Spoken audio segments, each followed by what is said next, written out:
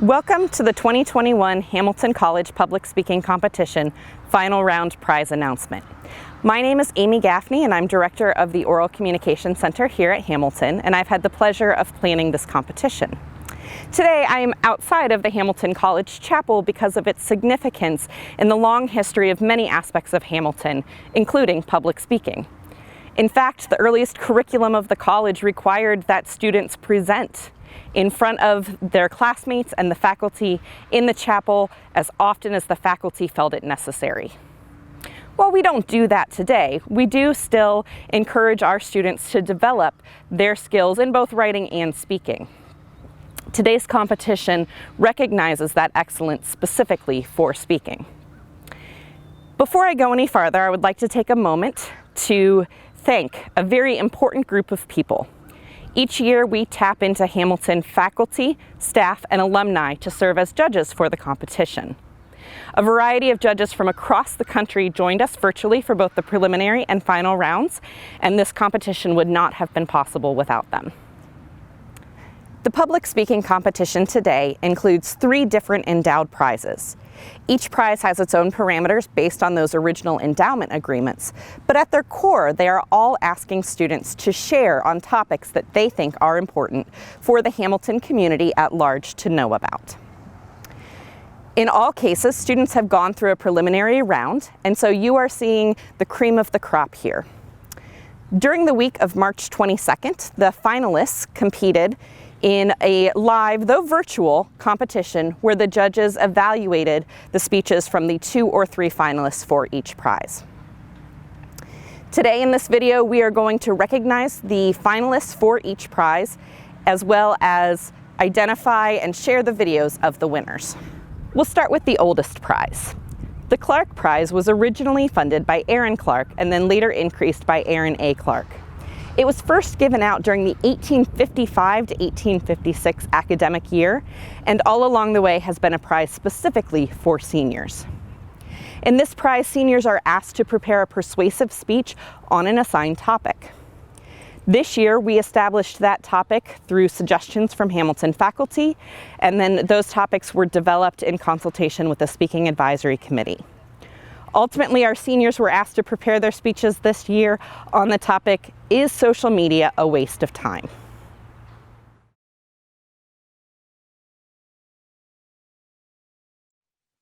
I recently went viral on TikTok, the social media platform that has pretty much consumed the entirety of Gen Z's attention since the start of the pandemic. Now, I don't say this to brag. In fact, I'm honestly a little embarrassed to be admitting it.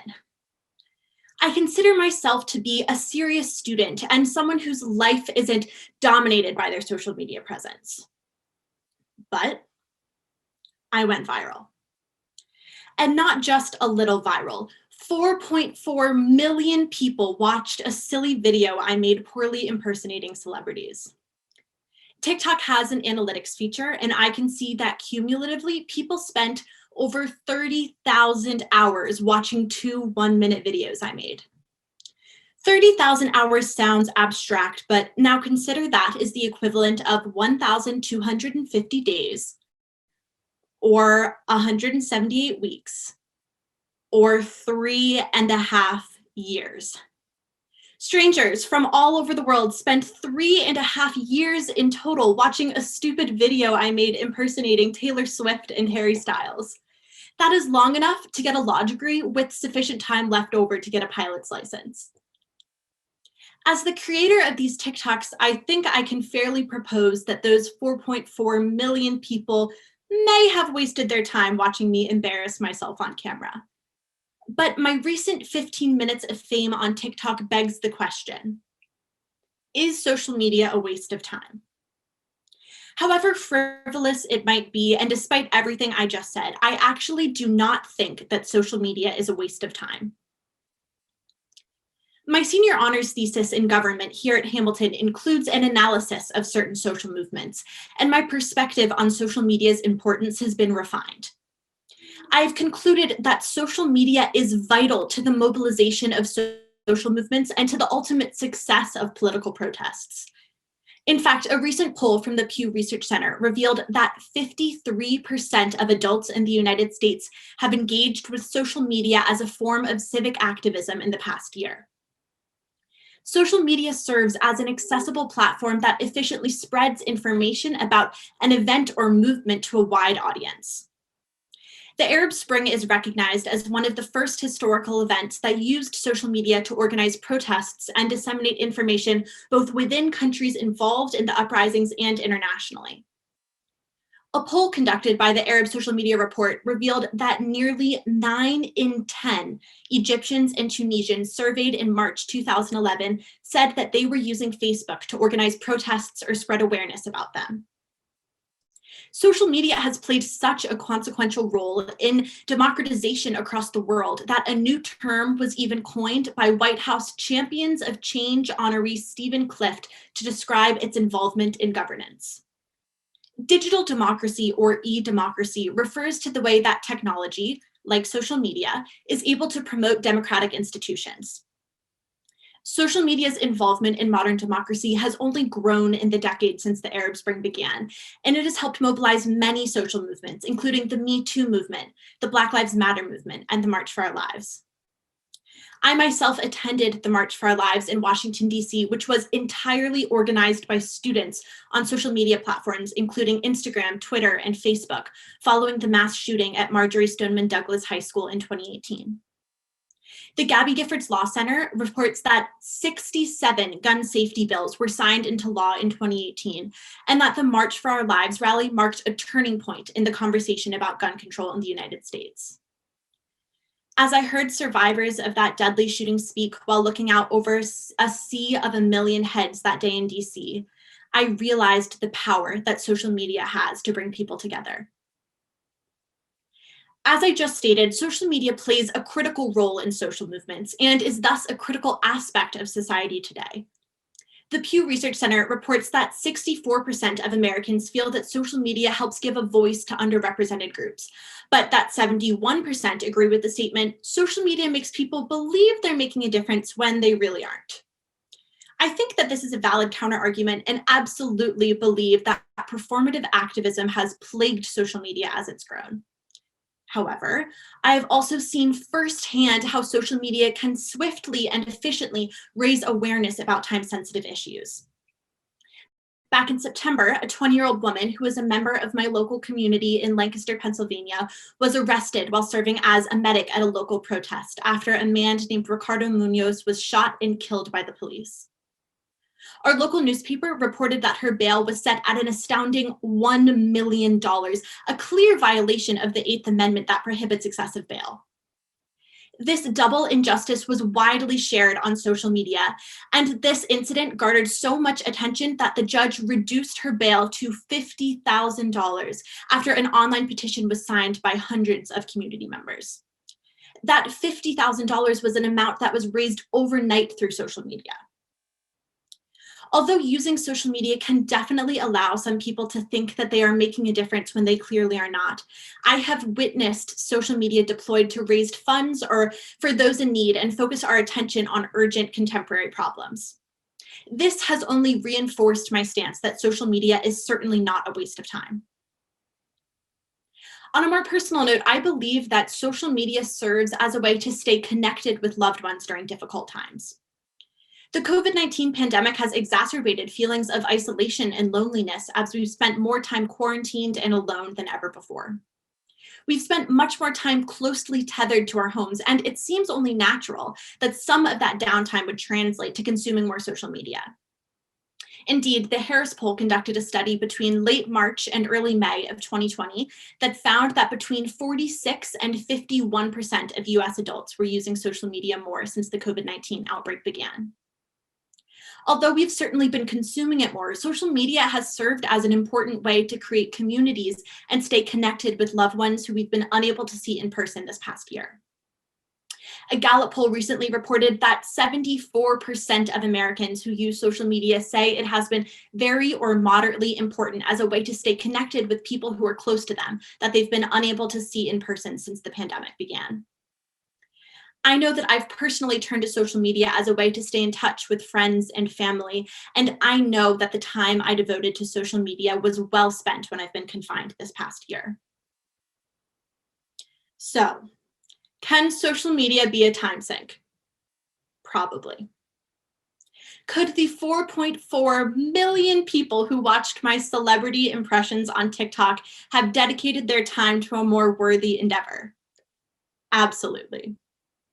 But the time invested in social media can serve as a vital way for people to connect on both a personal and a global scale. Whether that be mobilizing a protest, raising money or awareness for an important cause, or connecting with your loved ones during tumultuous times, social media has the power to unite in a remarkable way. Thank you. Our second prize today is the McKinney Prize. First given out in 1885, this persuasive speech is given out typically with one per class year. In cases where we have too few of students participating in a class year in the preliminary round, we do combine classes. This year we combined our first years and sophomores so that we were seeing 3 pools of finalists and 3 winners. Like the Clark Prize, this is a persuasive speech on the topic of students choosing, and they know that they are adapting to a Hamilton College audience.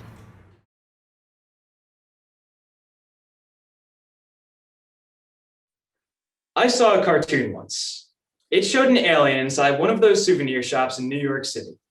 You know, the kind that lures customers inside with offers of 5 t-shirts for $10, each one a variation of the same iconic I Heart New York message.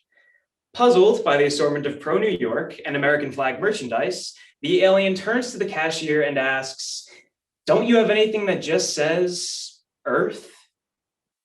And it got me thinking, how primitive we might seem in the ways we divide ourselves, as if by ancient tribal custom, erecting arbitrary borders despite being part of the same society. Because to this alien, we are all the same. After all, we all come from the same place. Not that there's anything wrong with having pride in your particular corner of the planet. It's something we do every time we root for our country in the Olympic Games or during the World Cup. But pride and patriotism are slippery slopes. And when they morph into their most extreme form, nationalism, we have a problem. Where the patriot believes their country is great, the nationalist believes their country is better than any other. And the ethnic nationalist has very strong opinions on who does and doesn't belong. Like Hungary's prime minister, Viktor Orban, leader of the anti-immigrant Fidesz party, who erected a fence to prevent Serbian and Croatian immigrants.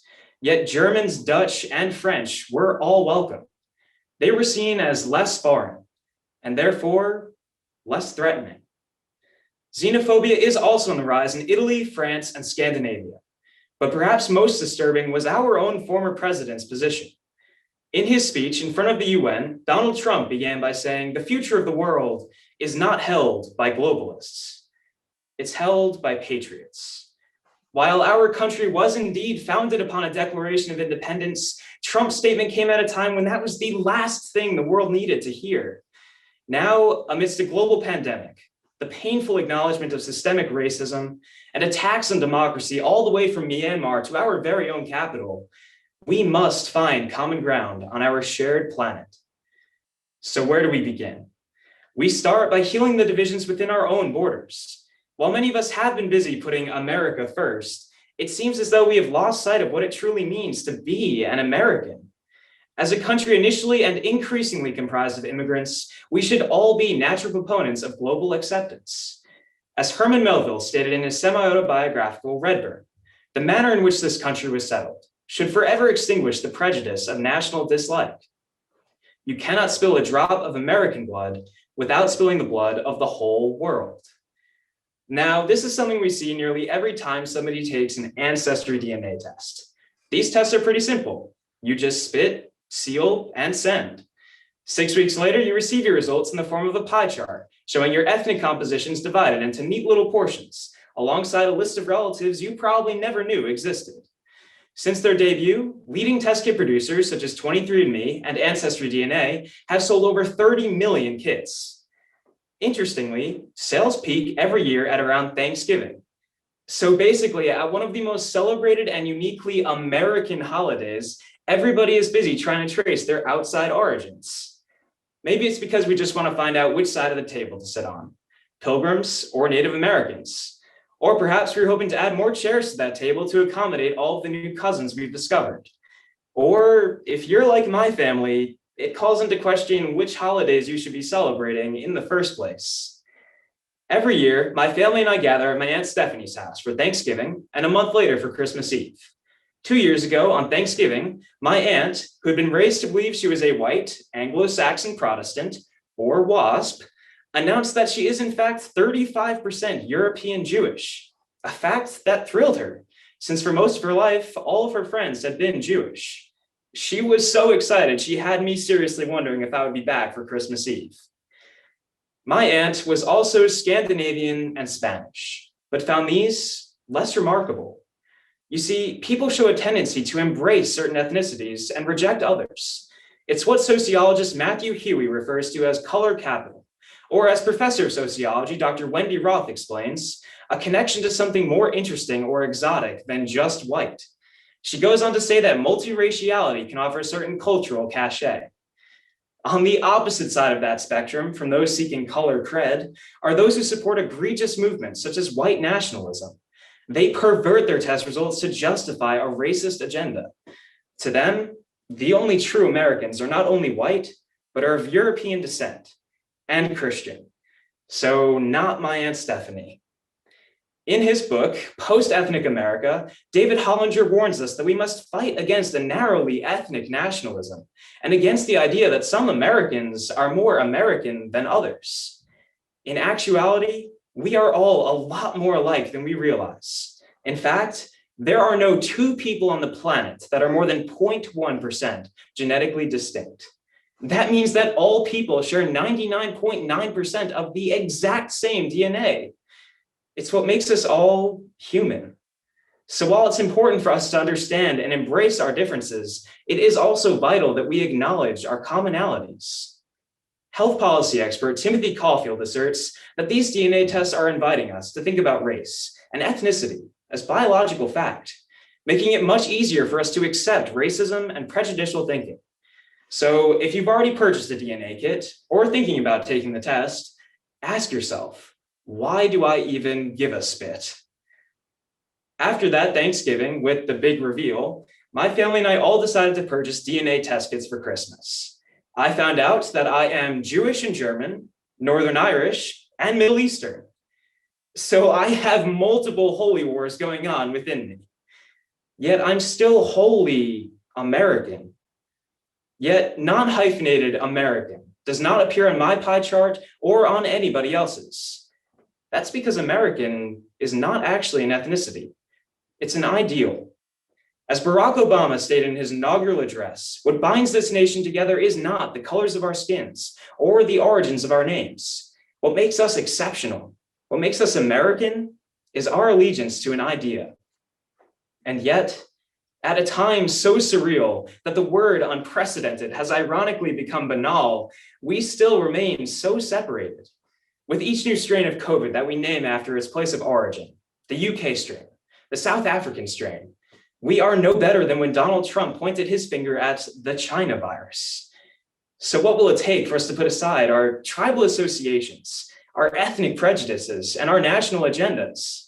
Did we really have to wait for aliens like the one I mentioned earlier in that cartoon to land on Earth for us to unite as one people? It is our duty, not just as Americans, but as citizens of the world, to help our planet get back on the right path. That way, when an alien finally does wander into one of our souvenir shops, there will be plenty of I Heart Earth shirts waiting for him. And they will come in lots of sizes and lots of colors, just like us. Thank you.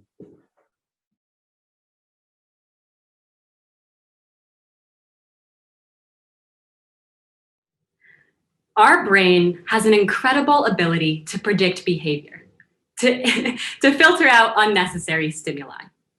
One time when you might notice this is if you're in a room with many different conversations going on, you can still pay attention to the conversation in front of you. But this ability is not without its limits. What if an air horn went off at the party? Would your focus shift then? Or what if somebody walked in naked? What if somebody walked into a party and tapped you on the shoulder and handed you a folded envelope? You'd probably feel compelled to open it in that moment, wouldn't you? But what if when you opened it, it was a TikTok from your mom? Now, surely you'll respond to her at your earliest convenience, but was that really worth interrupting your conversation? This is essentially what happens every time you receive a notification on your phone. And even if you're one of the rare few who can receive a notification and then choose to ignore it, a recent study from Florida State University found that just receiving a push notification is as distracting to your brain as actually responding to a text or taking a phone call. This means that every time that girl you knew from high school goes live on Instagram, every time Euphoria emails their menu, every time Team Snapchat sends you a new message, your brain is just as distracted as when you receive something that actually matters. And this doesn't even include the mental cost it takes to switch back and forth between technology and real life. Have you ever had a conversation with someone while they're texting? You can't. The data's in, and multitasking is not really a thing. All of this is to say that I think you should turn off your phone notifications. But I'm not here to lecture you about your screen time. The ways that social media have been designed to addict us go beyond our ability to focus on an assignment or have an engaging conversation. There's a war being waged for our attention. And for the most part, we're losing. When I talk about social media, I'm mainly referencing Facebook, Instagram, Twitter, TikTok, and any other digital platform with free access.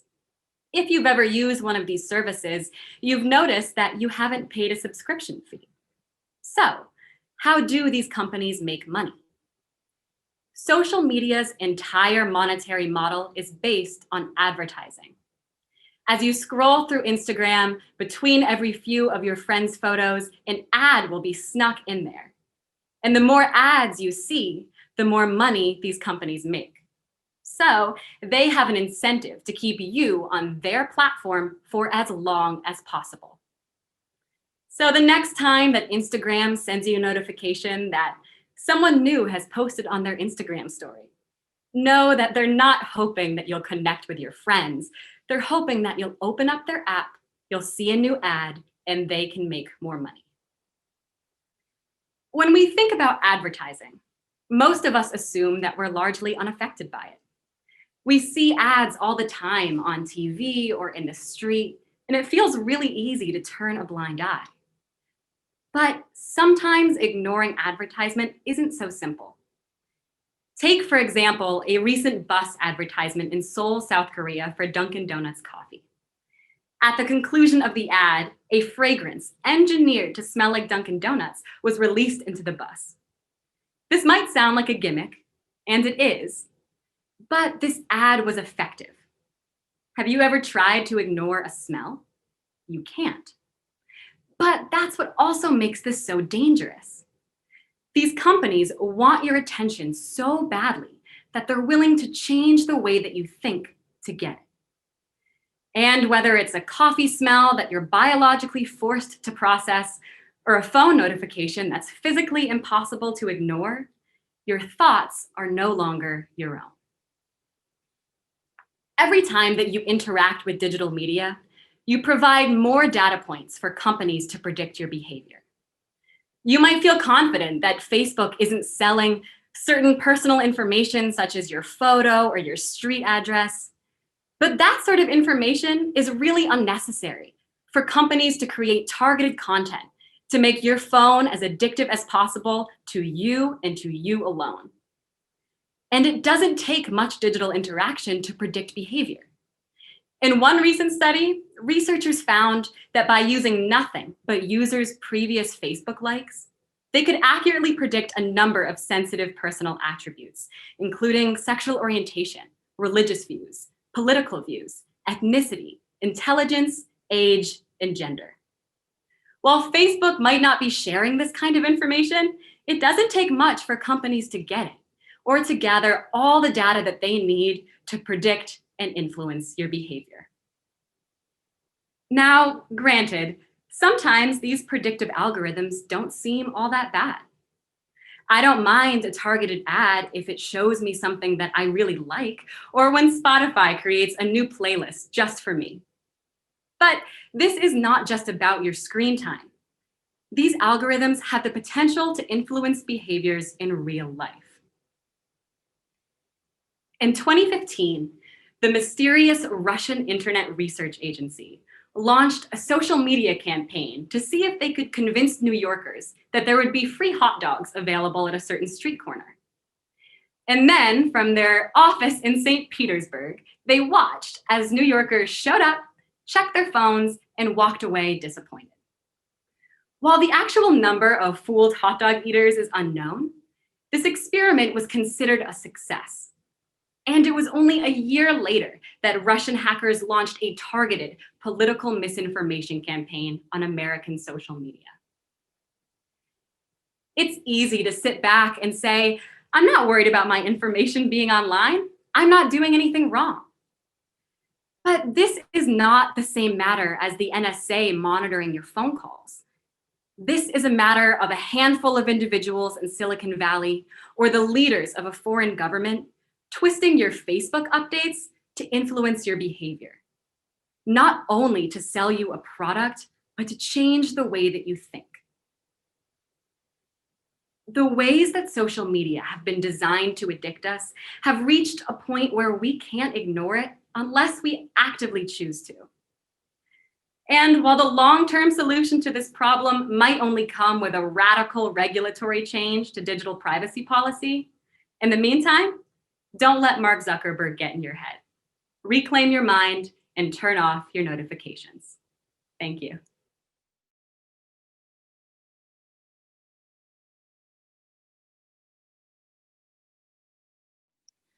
Before I came to Hamilton, I had only spoken English for my oral exams, and I thought my English was pretty good.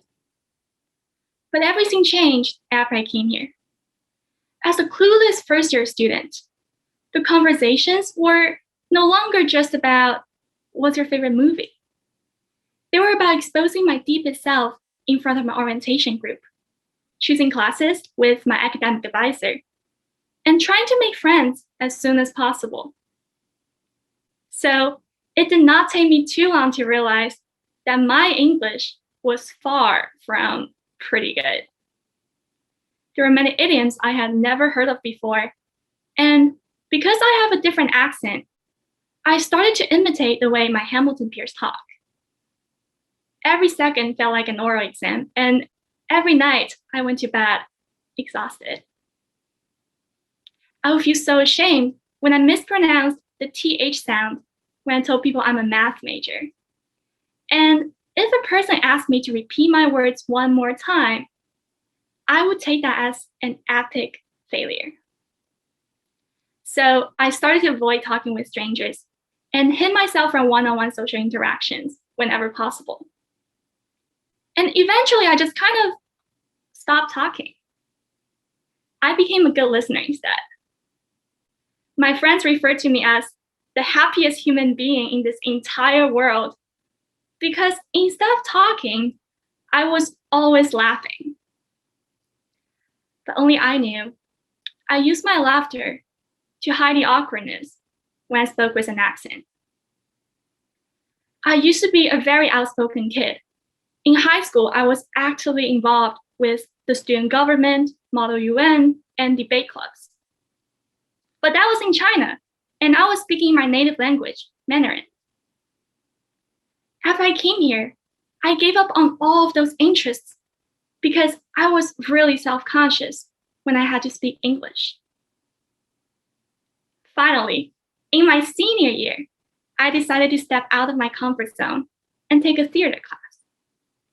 This entire class is about public speaking and storytelling, and I was terrified of speaking in my classes. Even when it comes to asking the simplest questions, I had to rehearse the sentences in my brain over and over again.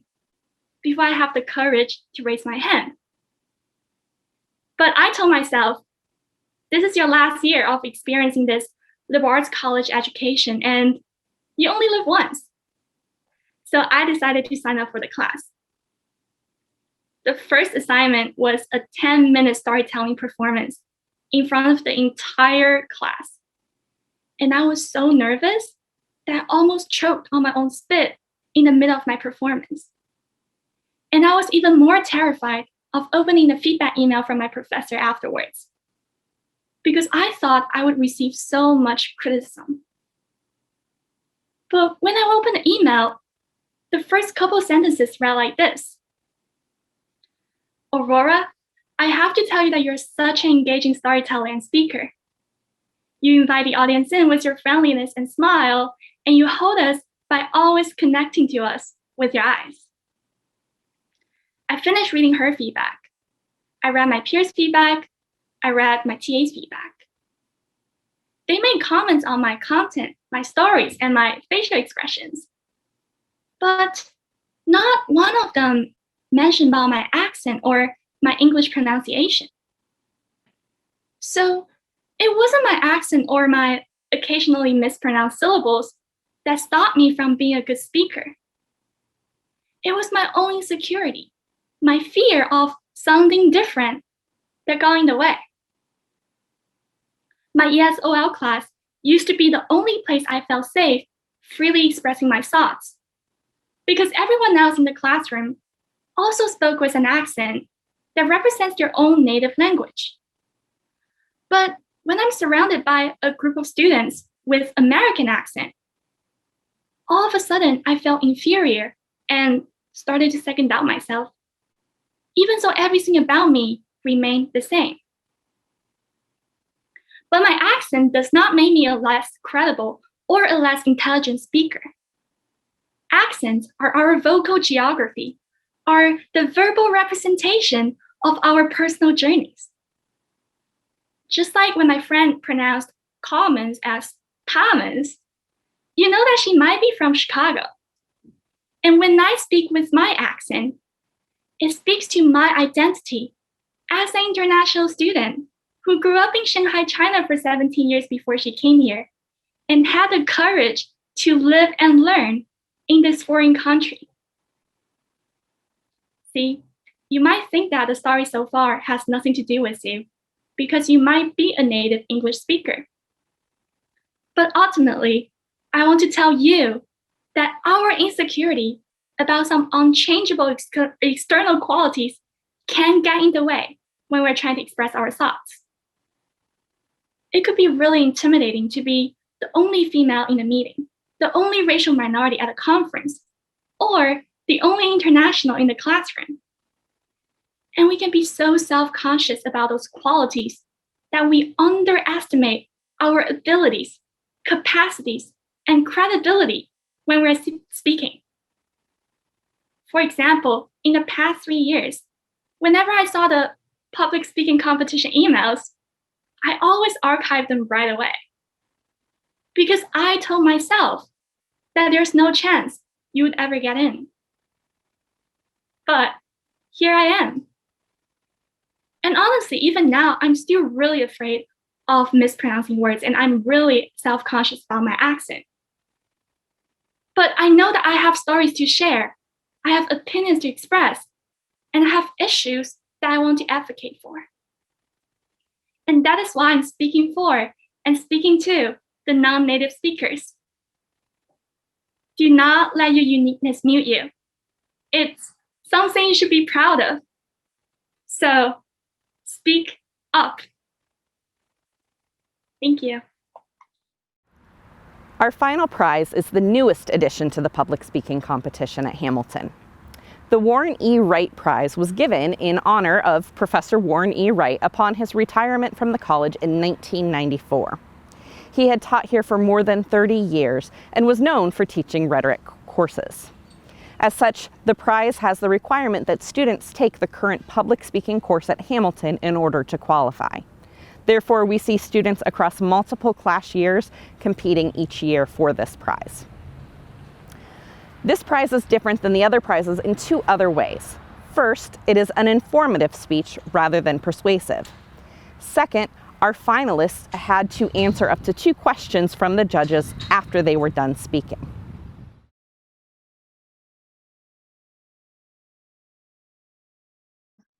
Alexander Hamilton became a household name in 2015 after Lin-Manuel Miranda's highly successful Broadway musical brought widespread attention to his life story.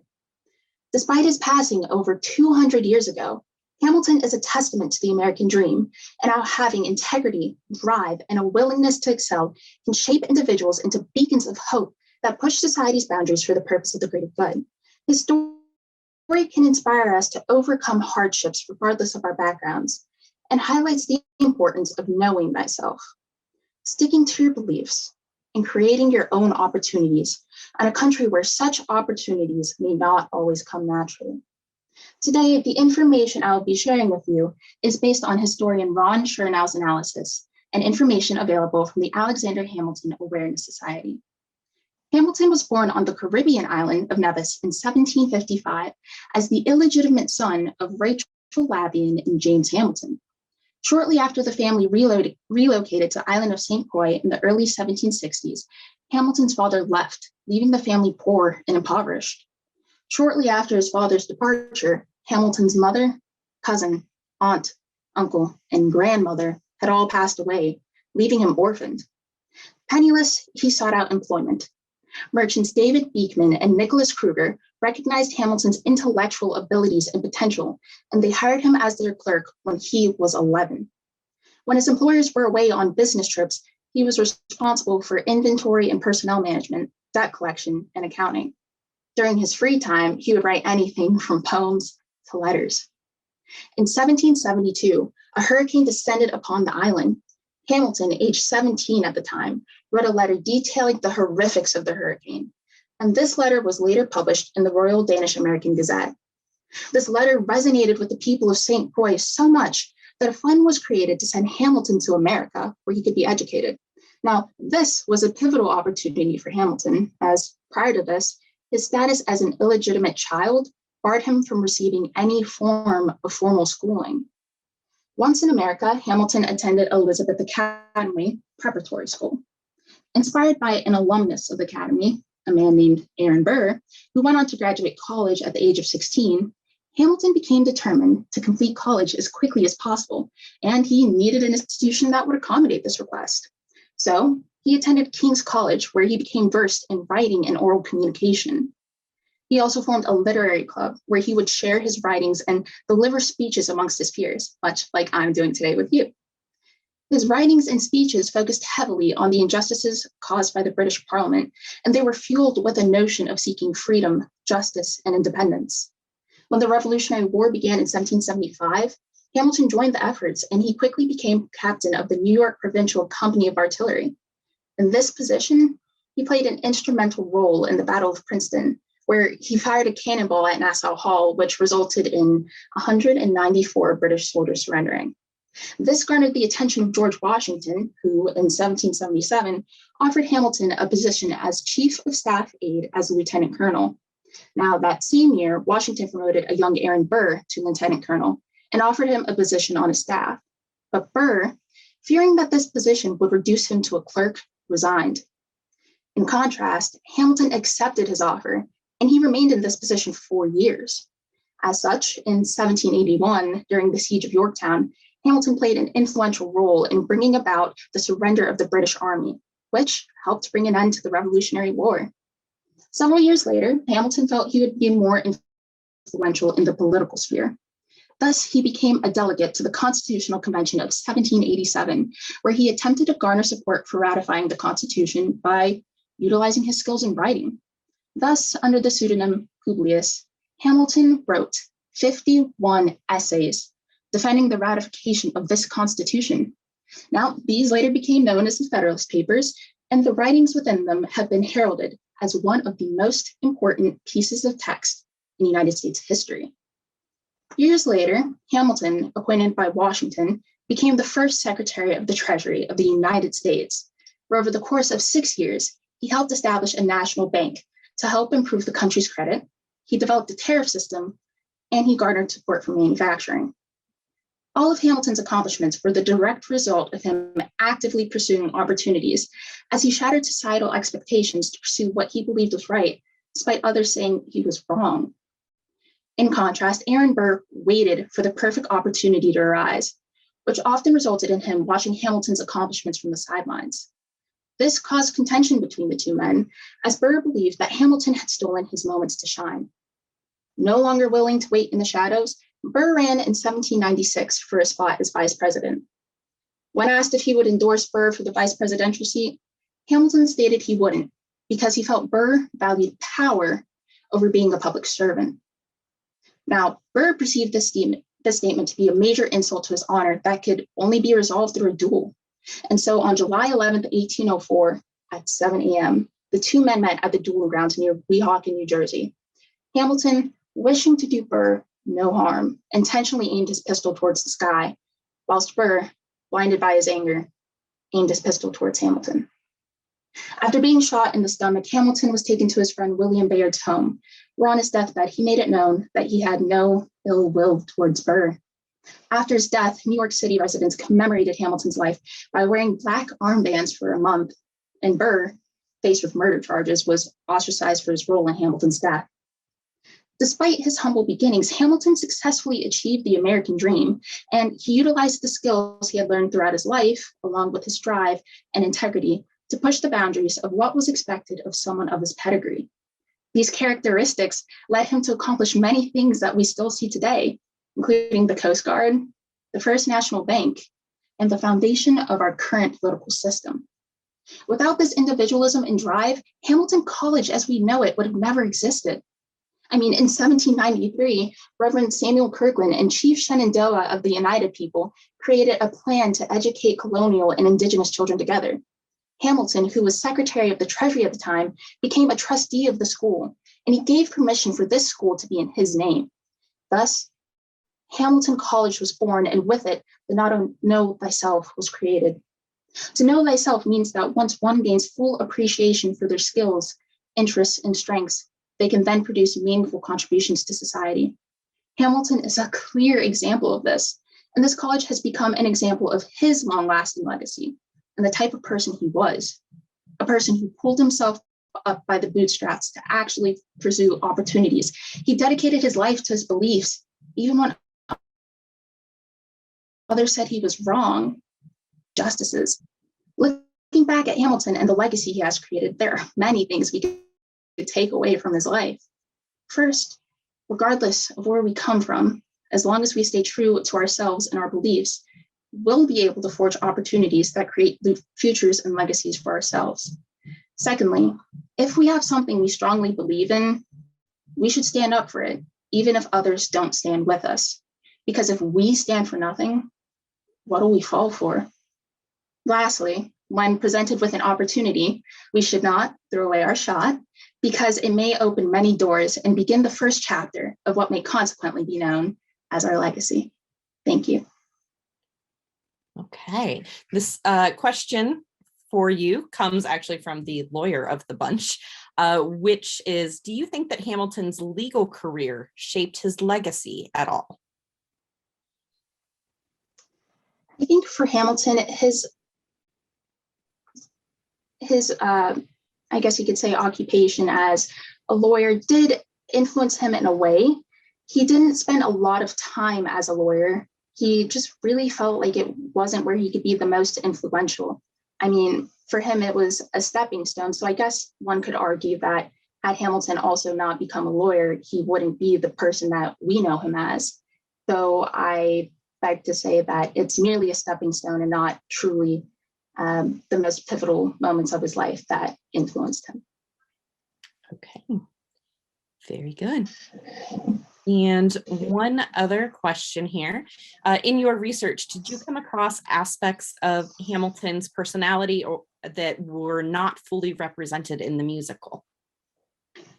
So I would say for Hamilton, in terms of the musical, one of the aspects that didn't really shine through was that he still was a family man.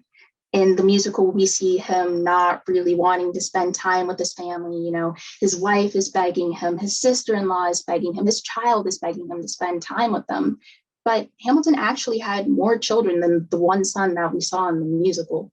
He had several children, and as such, he would always try and be with him whenever he could, despite his occupation. So he definitely had more of a work-life balance than the musical lets on to believe. Congratulations again to all of our finalists and to our winners. We look forward to bringing you the 2022 public speaking competition in whatever form it happens to take.